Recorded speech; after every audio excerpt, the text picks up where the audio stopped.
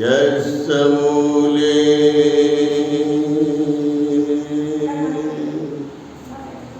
निसीनो वा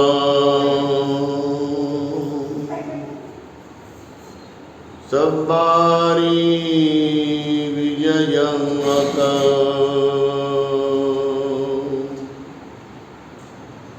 पत्तो सबयुतं सत्ता वन्दे तं बोधिपादपम्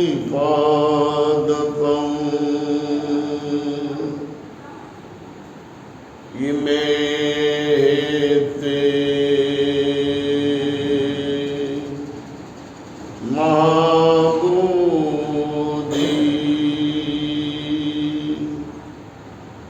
लोकनाथेन पूजिता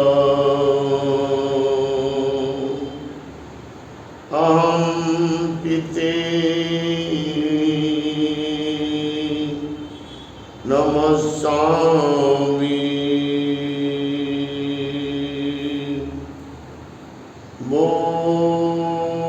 बोधिराजा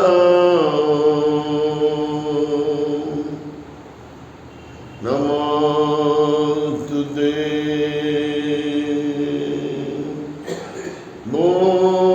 बोधिराजा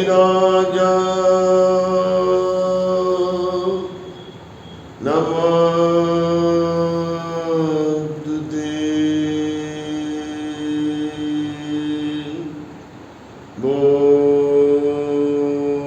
बोधिराजा नमस्तुते।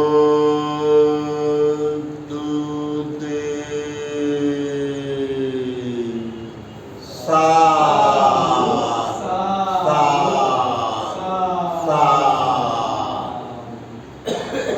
अरहंत भगवान सम्यक संबुद्धांना त्रिवार पंचांग प्रणाम करतो.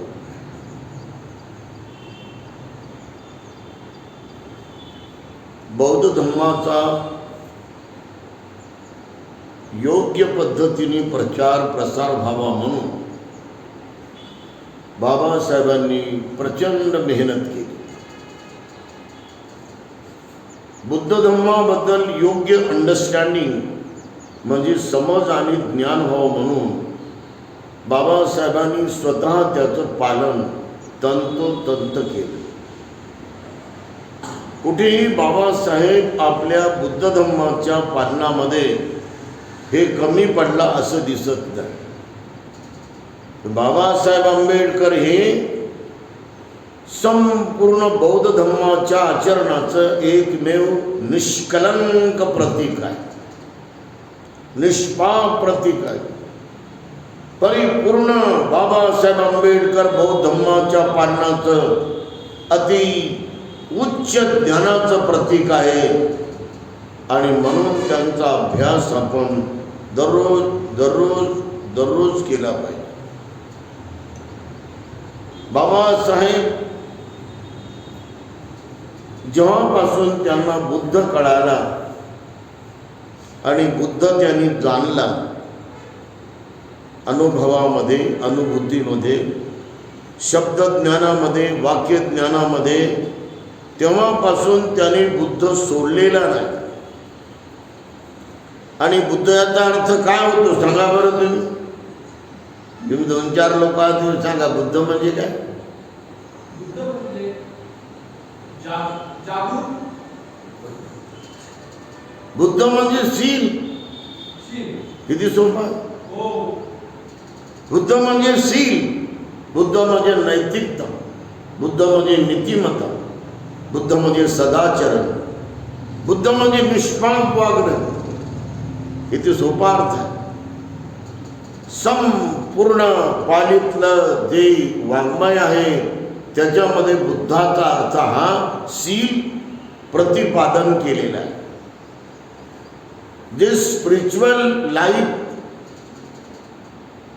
आणि सर्वात उच्च ग्रंथ आहे जो माणसाला पूर्ण अध्यात्मामध्ये नेतो.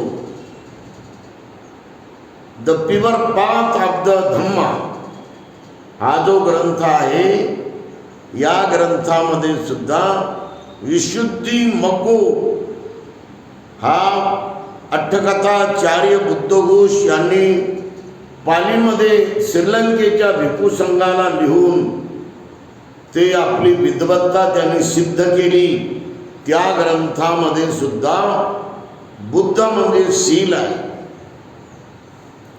आणि बोधिसत्व डॉक्टर बाबासाहेब आंबेडकरांनी बुद्धासोबत जेव्हापासून आपलं नातं जोडलं किंवा आपलं आचरण जोडलं किंवा बुद्धासोबत त्यांनी आपली परिपूर्ण अढळ निष्ठा ठेवली, बुद्धावरच आपला भाव ठेवला, बुद्धावरच आपली धारणा ठेवली, बुद्धावरच आपलं त्यांनी मन ठेवलं.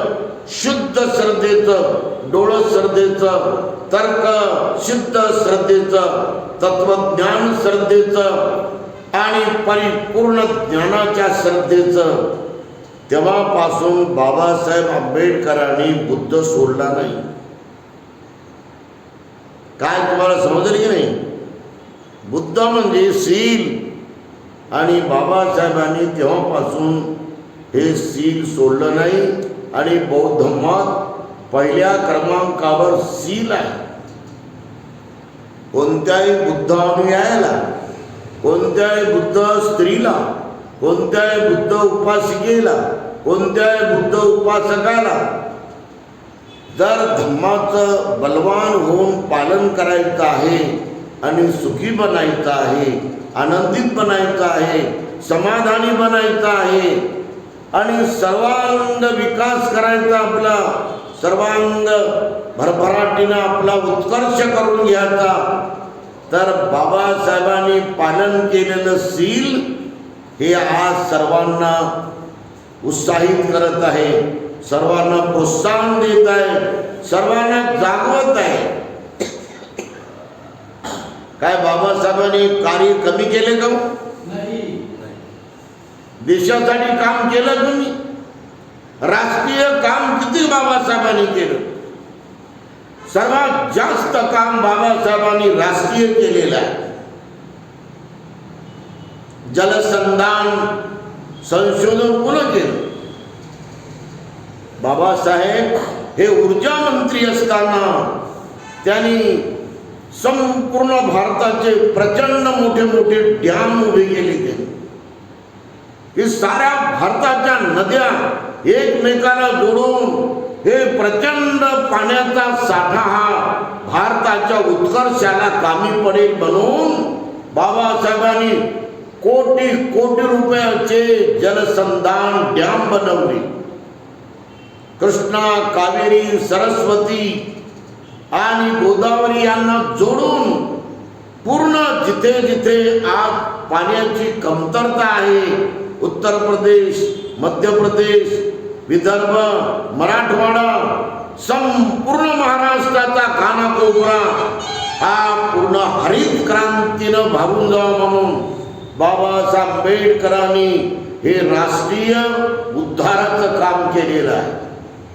असं काम कुणीच केलं नाही जे बाबासाहेब आंबेडकरांनी केलेलं आहे.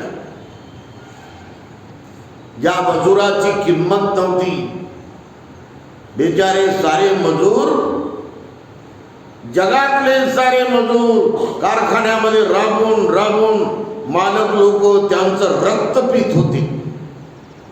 त्यांचं रक्त पूर्णपणे पिऊन मालक गब्बर बनत होते. बाबासाहेब आंबेडकरांनी मजूर मंत्री बनवून भारताच्या संपूर्ण शोषित पीडित कामगारांचे कानून बनवले.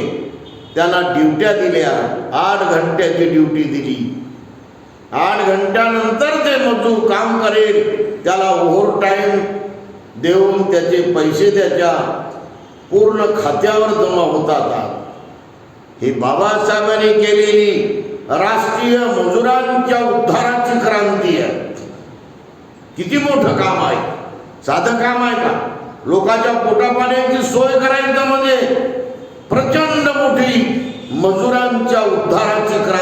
केली बाबासाहेबांनी. आणि भारतामध्ये कायदा माहीत नव्हता कोणाला. महात्मा गांधीजीला कायदा माहीत नव्हता, नेहरूंना कायदा माहीत नव्हता, राजेंद्र प्रसादला कायदा माहीत नव्हता, केंद्र सरकारला कोणता कायदा माहीत नव्हता. संपूर्ण जगाच्या घटना वाचून, अमेरिकी घटना वाचून, अमेरिकेच्या सर्व घटना वाचून, कन्नडाची घटना वाचून, रशियाची घटना वाचून, युरोपची घटना वाचून, त्यानंतर संपूर्ण सिंगापूरची घटना वाचून, स्पेनची घटना वाचून, जगाच्या वेगवेगळ्या राज्याच्या घटना वाचून, देशाच्या ज्या घटना आहेत कानूनच्या त्या वाचून बाबासाहेबांनी भारताला नवं संविधान दिलं. आज भारतामध्ये संविधानाप्रमाणे जर वागलं तर रक्तपात होईल का? नाही. कोणी कुणावर चाकू चालवल का? कोणी कुणावर तलवार चालवल का? कोणी कुणावर पिस्तूल मधून गोळी मारेल का? बाबासाहेब आंबेडकरांनी असा कानून बनवला की ज्यामुळं माणसाच्या इज्जतीसाठी, माणसाच्या सुखासाठी, माणसाच्या आनंदासाठी, माणसाच्या उद्धारासाठी, हित आणि त्याच्या सर्वांग कल्याणासाठी हे बाबासाहेबांनी शिलाचं पालन केलं होतं. आपण आणि बाबासाहेब याच्यामध्ये चिंतन मनन करा ना. एक शील बाबासाहेबांनी तोडलं नाही. समग्र त्यांची क्रांती पहा तुम्ही. महाडचा चौदार तळ्याचा सत्याग्रह अभ्यासून घ्या. राम मंदिराचा सत्याग्रह तुम्ही अभ्यासून घ्या. पार्वती मंदिराचा सत्याग्रह तुम्ही अभ्यासून घ्या. संशोधन पूर्ण जाणा. अंबाबाईच्या मंदिराचा सत्याग्रह तुम्ही आजही संशोधन पूर्ण अभ्यासा. बाबासाहेबांनी एवढे प्रचंड काम केले की माणसानं माणसासोबत हे भेदभाव करू नये, अस्पृश्यता करू नये, जातीमध्ये अलगपणा करू नये, कोणत्याही प्रकारे विभाजन करू नये. बाबासाहेबांनी माणसाला माणसं जोडण्यासाठी, समाजाला समाज जोडण्यासाठी, जातीला जात जोडण्यासाठी हे प्रचंड मोठे ऐतिहासिक सत्याग्रह केलेले आहेत. हे राष्ट्र उद्धाराचं काम नाही का? एवढंच नव्हे, डॉक्टर बाबासाहेब आंबेडकरांनी जे लोक दबलेले, चेपलेले, तळागाळातले, रंजले गांजले दुःखी लोक होते, 5000 वर्षापासून त्यांना शिक्षणापासून वंचित ठेवलं होतं. त्यांना धन कमावण्यापासून वंचित ठेवलं होतं. त्यांना उद्योग धंदे आणि उद्योग करण्याचे संपूर्ण व्यवसायाच्या पासून वंचित ठेवलं होतं. त्यांना कोणत्याच प्रकारे माणुसकीचे हक्क, अधिकार, सन्मान, इज्जत, स्वाभिमान देण्यापासून त्याला वंचित ठेवलं होतं. डॉक्टर बाबासाहेब आंबेडकरांनी ह्या सर्व बाबींचा इत्थंभूत अभ्यास करून 8600 जातीला, कुणबी जात हो, मराठा जात हो, मातंग जात हो, गुरव जात हो, तेली जात हो, कुंभार जात हो, चंभार जात हो, साऱ्या जातीला हक्क दिले, अधिकार दिले, स्वाभिमान दिला. माणुसकीचे संपूर्ण कानून त्यांच्या बाजूने आज आहे. शिक्षणाचे संपूर्ण द्वार बाबासाहेबांनी खोलले. आज चंभार आणि मातंग समाजाचा माणूस लंडनला जाऊ शकतो, अमेरिकेला जाऊ शकतो अभ्यास करायला. एवढी सोय बाबासाहेबांनी काढून या मार्गाने त्यांच्या उच्च शिक्षणाची केली. बाबासाहेबांच्या उभ्या संपूर्ण लढ्यामध्ये कुठे रक्ताचा थेंब पडला नाही. 9 कोटी लोकांनी मन बदलून बाबासाहेबांसोबत दीक्षा भूमीवर पूज्य भदंत चंद्रमणी महाथेरो हे प्रमुख धम्मगुरू, त्यांच्यासोबत पूज्य भदंत श्रद्धातीस्स, पूज्य भदंत ग प्रज्ञानंद, पूज्य भदंत यम संगरत्न, पूज्य भदंत परम शांती असे 5 भिक्खू भारताच्या मध्य मंडळामध्ये बाबासाहेबांनी निमंत्रित करून त्यांना त्यांच्या समोर हात जोडून इतक्या नम्रपणेनं, इतक्या लीनतेनं त्यांची पत्नी सविता आंबेडकर यांच्यासोबत लाखो करोडो लोकांनी बुद्ध धर्माची दीक्षा घेतली. असं ऐतिहासिक आपल्या भारताला जोडायचं सर्वात मोठं हे धम्म दीक्षेचा कार्यक्रम झाला. ही धम्माची क्रांती झाली. एकाच दिवसात हिंदू धर्माला सोडून बुद्ध धर्मामध्ये येणं म्हणजे किती मोठी क्रांती आहे. एक रक्ताचा थेंब पडला नाही. त्याचा धर्म घेण्यासाठी, धर्म परिवर्तन करण्यासाठी लोक रक्तपात करतात, तलवारी दाखवतात, धन दौलत दाखवतात, पैसे दाखवतात, आमिष दाखवतात, लग्नाचं, नोकरीचं, बायकोचं. पण बाबासाहेब आंबेडकरांनी तलवारीचा वापर केला नाही, बंदुकीचा वापर केला नाही. आपल्या उच्च शिक्षणाने, उच्च ज्ञानाने, उच्च प्रज्ञेने, महाकरुणेने, तळमळीने दबलेल्या, चेपलेल्या, तळागाळातल्या, रंगल्या गांधल्या पददलितांना बाबासाहेबांनी बुद्ध धर्मामध्ये आणलं, नरकातून बाहेर काढलं. हे राष्ट्रीय एकात्मतेचं सर्वात मोठं काम आहे की नाही? आणि म्हणून यासाठी बाबासाहेबांनी सील पालन केले आहे. 5 शिलापैकी एक सील तुटू दिले नाही त्यांनी. एका शिलाला सुद्धा त्यांनी आपल्याद्वारे भंग होऊ दिले नाही किंवा आपल्याद्वारे शिलाचा चुराडा होऊ दिला नाही. किती सोय होती का? त्यांची किती सोय होती. परदेशामध्ये गेले तर त्यांना कोणी बोलणार होतं का? एक ग्लास पिली तर.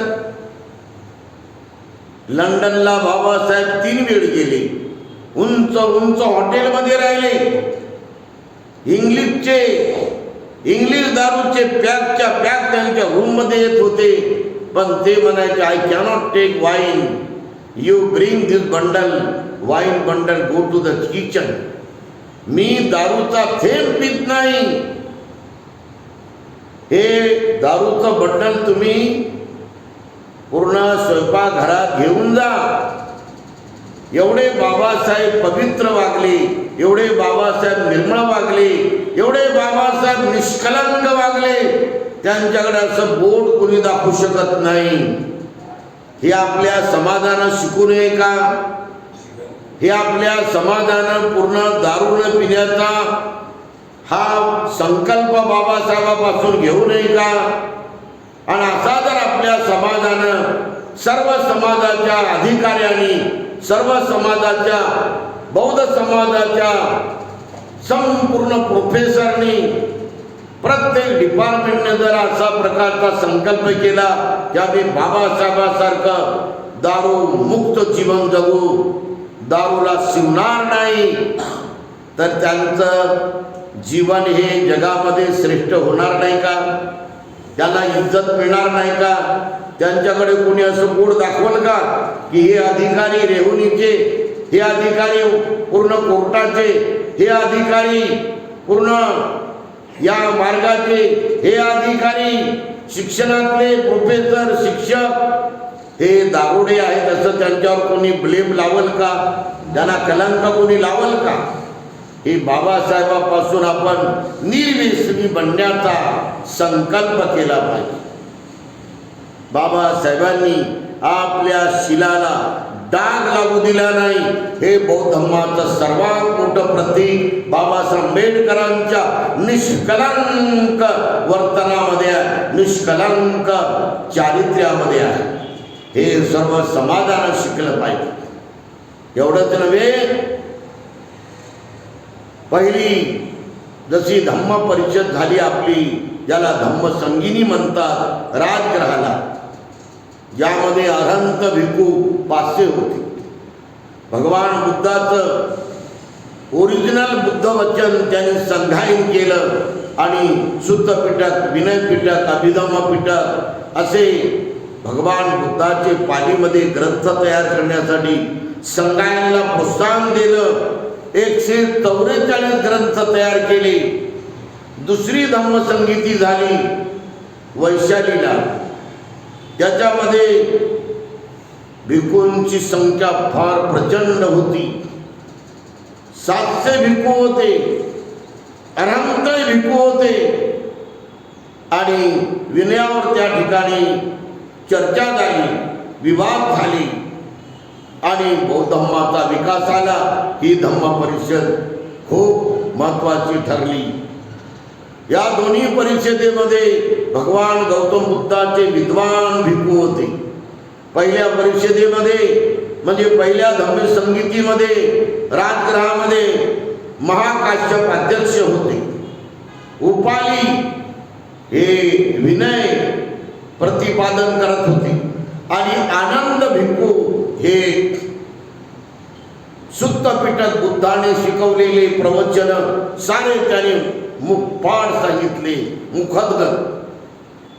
अशा प्रकारे बुद्धासोबत राहिलेले महाकाश्यप अरहंत, उपाली अरहंत आणि एका रात्रीमध्ये झालेले अरहंत आनंद यांनी पहिली धम्म परिषद परिपूर्ण चांगली केली. दुसरी परिषदही चांगली झाली, रेवत त्याचे अध्यक्ष होते. तिसरी परिषद राजा अशोकाच्या काळात झाली, पाटलीपुत्राला, ज्याला आज पटना म्हणतात. आणि त्याच्यामध्ये 85,000 नकली भिक्खूंचे चिवर काढण्यात आले. हे जे ब्राह्मण समाजातून बुद्ध धर्मामध्ये खायला पियाला झोपायला आले होते, ती खाऊन पिऊन झोपायचं, मजा करायची, चैन करायचं, म्हणून इथे लोक पाया पडतात आणि दान देतात, पंचपक्वान्ने वाढतात. म्हणून ब्राह्मणाचे तरुण तरुण माणसं 40 वर्षाचे, 50 वर्षाचे, 60 वर्षाचे बुद्ध भिक्खू झाले होते. त्या सर्वांचे वस्त्र उतरवण्यात आले. पूज्य भदंत हे मोगल्ली पुत्ततिस्स देवानंद प्रिय प्रियदर्शी राजा अशोकाचे गुरु होते, दीक्षा देणारे. त्यांनी हे सर्व काही भगवान बुद्धाचा भिक्खू संघ निर्माण केला. आणि या 3 धम्मसंगीती झाल्यानंतर 4थी धम्मसंगीती हे श्रीलंकेला झाली. त्यावेळेस परम पूजनीय बोधिसत्व डॉक्टर बाबासाहेब आंबेडकर या परिषदेची साक्षी आहे. त्यानंतर 5वी धम्म परिषद पुन्हा श्रीलंकेमध्येच झाली. ताडपत्रावर बुद्धाचे वचन लिहिण्यात आले आणि पहिल्या या 4थ्या धम्म संगीतीमध्ये पूर्ण मार्बलमध्ये बुद्धाचे वचन कोरण्यात आले. पूर्ण मार्बल, ताडपत्रीवर आणि मार्बलावर सारं वचन श्रीलंकेमध्ये सिलोनमध्ये बुद्ध वचन कोरलेलं आहे. बाबासाहेब या दोन्ही परिषदेचे साक्षी आहेत. आणि त्यानंतर बाबासाहेब आंबेडकर हे बर्माला धम्म परिषद झाली, त्याही धम्म परिषदेचे साक्षी आहेत. त्याच्यात त्यांनी सांगितलं की भिक्खूंनी जे कठोर नियम आहेत त्याच्यामध्ये बदल करायला पाहिजे. छोटे मोठे जे नियम आहेत, बसायचे, उठायचे, चालायचे, प्रवास करायचे, या सर्वांमध्ये मूलभूत परिवर्तन भिक्खूंनी ठीक करावं आणि मेन शुद्ध आचरणाचे नियम पाळावे. हे बाबासाहेबांचं प्रगल्भ भाषण, बौद्ध धर्मावरलं मोठं क्रांतिकारी प्रवचन त्या परिषदेमध्ये गाजलं. आणि त्या बर्माच्या परिषदेमध्ये बाबासाहेब जेव्हा उपस्थित राहायला गेले तर त्यांची सोय विमानतळापासून तर निवासापर्यंत विपස්සना आचार्य विश्वपස්සना आचार्य सत्यनारायण गोयंका यांनी केली. जेवणाची सोय, राहण्याची सोय त्यांच्या पूर्ण ताब्यामध्येच होते. ते बाबासाहेबांची सेवा आणि शुश्रूषा गोयंका गुरुजीने केली आणि त्यामुळं बाबासाहेबाला गोयंका गुरुजींनी जवळून बघितलं की बाबासाहेब किती मोठे आहेत, किती उच्च ज्ञानाचे आहेत, किती उच्च प्रज्ञावंत आहेत, किती उच्च हे बुद्धिमत्तेनं भरलेले आहेत, किती महाकरुणावान आहेत, किती तळमळीनं भरलेले आहेत. बाबासाहेबांचं हे अखंड आणि महासागराचं ज्ञान पाहून गोयंका गुरुजी विपස්සना आचार्य भारावून गेले होते. त्यांच्यावर त्यांनी 2 प्रवचन दिले. ऐतिहासिक बाबासाहेबाचा मोठ्या प्रमाणात गौरव केला. अशा प्रकारे आपल्याला पाहायला मिळते की डॉक्टर बाबासाहेबांनी पहिला शिलाला पवित्र ठेवलं, दुसऱ्या शिलाला पवित्र ठेवलं. कुणाची एक दमडी घेतली नाही, कुणाचा 1 रुपया घेऊन कधी निंदी झाली नाही. हे बाबासाहेबांचं सर्वात मोठं शील आहे. कोणाच्याच पैशाला भाळले नाही, कोणाच्या थैलीला भाळले नाही, कोणाच्या आमिषाला भाळले नाही की तुम्हाला राष्ट्रपती बनवतो, तुम्हाला उच्च हायकोर्टाचा जज बनवतो. बाबासाहेबांनी कोणतंही पद, कोणती प्रतिष्ठा, कोणताही मान हे भारत सरकारनं दिलेला स्वीकार केला नाही. एवढे बाबासाहेब त्याच्या पुढे जाऊन जगणारे होते. हे मान, हे पूर्ण प्रतिष्ठा आणि उच्च हायकोर्टाचं जज होणं आणि राष्ट्रपती बनणं किंवा पंतप्रधान बनणं याला बाबासाहेबांनी व्हॅल्यू दिला नाही, याला महत्त्व दिले नाही. रंजले, गांजले, दुःखी, पीडित, तळमळीचे, दबलेले, चेपलेले, पददलित यांना इज्जत देणं, यांना सन्मानानं जगायला या देशामध्ये त्यांना हक्क देणं, अधिकार देणं यासाठी बाबासाहेबांचा लढा अहोरात्र 47-48 वर्षापर्यंत त्याने केला. हे बाबासाहेबांचं शील आहे. तिसरं शील सुद्धा बाबासाहेबांनी आपल्या जवानीमध्ये 20 वर्षाचे, 22 वर्षाचे, 25 वर्षाचे असताना सुद्धा कोण्या तरुण मुलीकडे नजर ठेवली नाही. एल्फिस्टन कॉलेजमध्ये बाबासाहेबाला किती टॉन्ट मारायच्या मुली. कोलंबिया विद्यापीठामध्ये बाबासाहेबांच्या मागं गोऱ्या गोऱ्या अमेरिकन मुली, कोलंबिया विद्यापीठाच्या डॉक्टरेट मुली किती बाबासाहेबाला मोहित करायच्या. ओ बिहार असं म्हणायचं. पण बाबासाहेबांनी कोण्या मुलीकडे, कोण्या तरुण मुलीकडे, कोण्या बाईकडे, कोण्या लेकरवाणीकडे, कोण्या विधवा बाईकडे अजिबात नजर ही चुकीची केली नाही, नजर ही कामुक केली नाही, नजर ही अत्यंत गदळ आणि पापाची ठेवली नाही. एवढे बाबासाहेब शिलानं निष्पाप होते. माऊली म्हणून, आई म्हणून, बहीण म्हणून बाबासाहेबांनी त्यांना वागणूक दिली. असं शुद्ध चारित्र्य कोणी असं त्यांच्याकडे पोट दाखवू शकत नाही. एवढं हे बाबासाहेबांचं शील तिसरं शील आहे.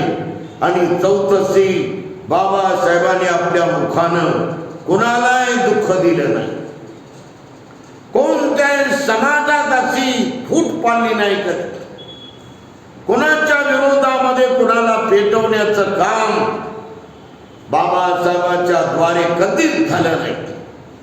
एवढे बाबासाहेब पवित्र, मधुर, रसाळ आणि मनाला मन जोडणारे, घराला घर जोडणारे, संघटनेला संघटन जोडणारे आणि प्रत्येक समाजाला जोडून ठेवणारे एकात्मतेचं प्रतीक म्हणजे बाबासाहेब.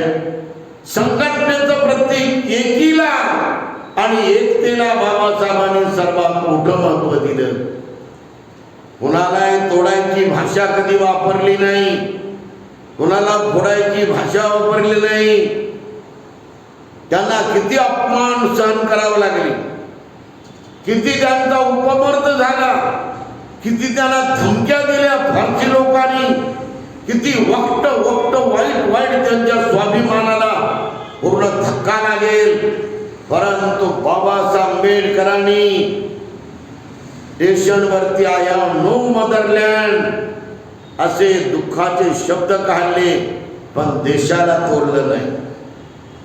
असे बाबासाहेब वाणीचे महान पवित्र कर्मवीर होते. बाबासाहेबाची वाणी सर्वाला सुखी करत राहिली, सर्वाला जागवत राहिली, सर्वाला हुशार करत राहिली, सर्वाला जागरूक करत राहिली, सर्वाला क्रांतिकारी बनवत राहिली. सर्वांचं मंगल हो, सर्वांचं मंगल हो, सर्वांचं मंगल हो.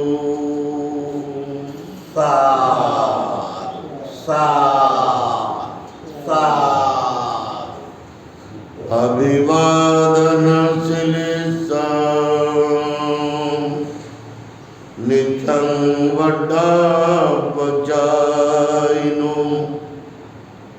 चतारो धम्मा वड्डन्ति आयुवन्नो सुखं बल